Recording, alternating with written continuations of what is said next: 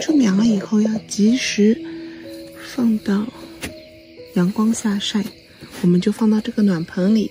如果下大雨的话，就会把暖盆封闭上，这样的话它们就不会被雨淋。雨水如果太大太多的话，小苗会被淹死。这边的是之前在出苗以后没有及时见阳光，所以都徒长了。但它们的苗的那个根就会变得非常的弱，然后长高了以后就会倒伏，死掉蛮多批的，因为倒伏还有根系变弱。但是也不是没有药酒，我们之后来拯救它们。我们今天要把之前育的苗下地。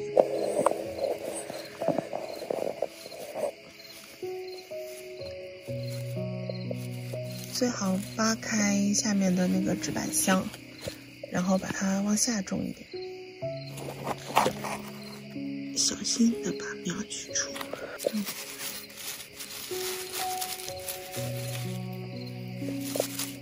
如果是种的比较小的苗的话，那上面的覆盖就拨开一点；如果是大苗的话，那种完了，就它有时候可能会有徒长嘛，徒长的时候它茎就会比较细长，要把它埋得深一些，然后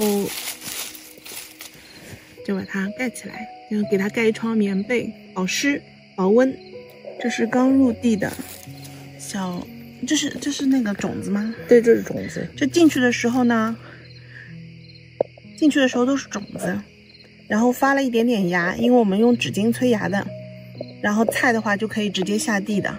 它不需要像那个细弱的那个花科植物一样，就是很好的养护，它就直接可以下地的。因为它们的种子都比较大颗，然后比较好养。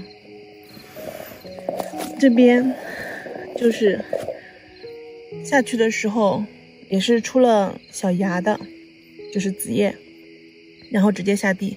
这2天也没有太阳，所以它窜得比较高。但你看到它明显长大了。这个是我们吃剩下来的那个生菜心子，先在水里面养几天以后，它就可以栽到地里面，然后不要太阳暴晒。之后呢，它会比较容易抽苔，但你也可以吃它下面的叶片，它就会抽苔结种子。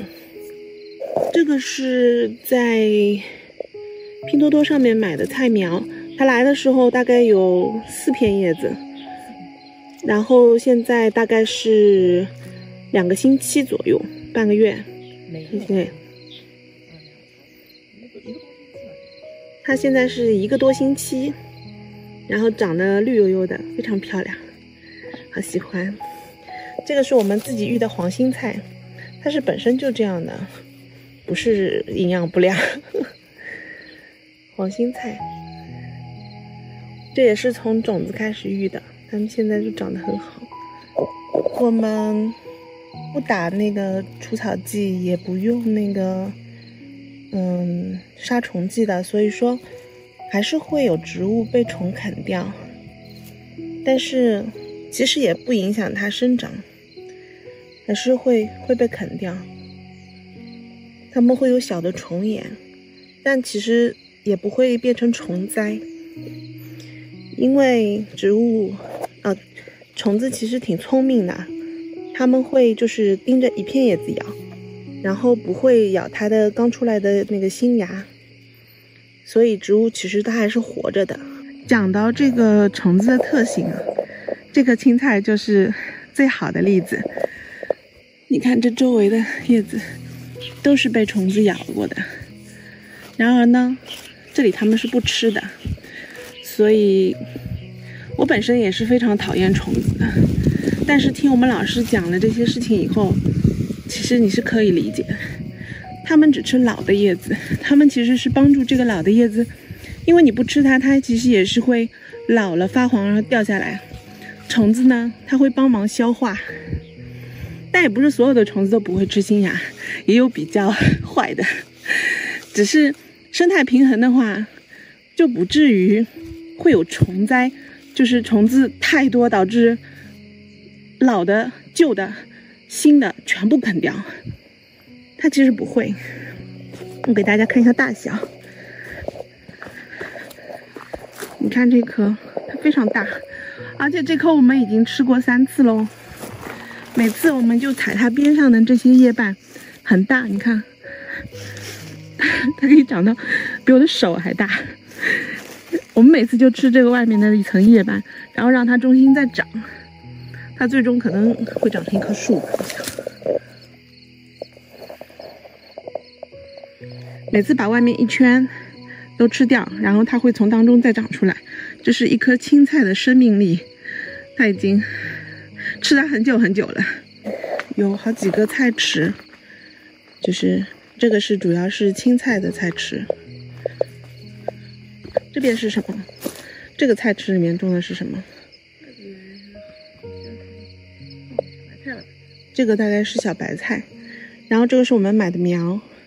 这是芹菜，它来的时候需要缓苗，因为可能过程有脱水，然后缓了好几天，现在应该缓过来了。然后这边是莴笋，然后那边是油麦菜，还有一点塔菜，然后那个整个苗圃也都是塔菜和我们自己种的黄心菜，然后还有一些刚入的萝卜。然后下面是我们新买的那种叫什么集装箱，集装箱围板。我们新买的集装箱围板，然后4个围成一组，然后我买了20几个，以后把这里都变成这样的菜地。上面的地形呢，它就比较倾斜，所以我们就做成了梯田的形式。下面的地呢比较平，所以我们就稍微修整一下，然后就放上这个集装箱围板，做1米菜园。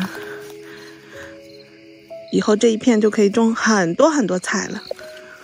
然后这是我们新做的2个菜池，也是种上了我们新育的苗苗。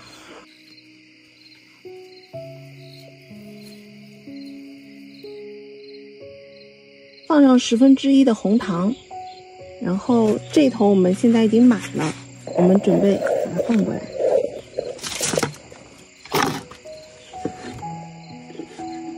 那里面的尿已经存满了，然后我们只要换盖子就可以了。然后我们又可以接着尿了，有空还可以在里面再添加一些水果，这样可以让那个尿酵素的味道更加好闻一些。然后这就是已经做好的尿酵素了，然后它在这个没有阳光的地方再继续放个半个月左右吧，我觉得这肯定可以用了。把下面沉底的红糖搅一搅，这样它可以充分发酵，给它密封保存。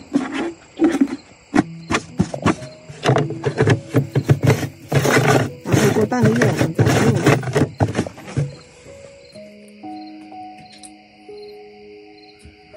怎么这么小，像只鸡一样？我不是说损了吗？它怎么了呢？不知道，它可能撞玻璃了，现在头有点晕。撞傻了呀？感觉它想进来。你进来呀？门关着怎么进来？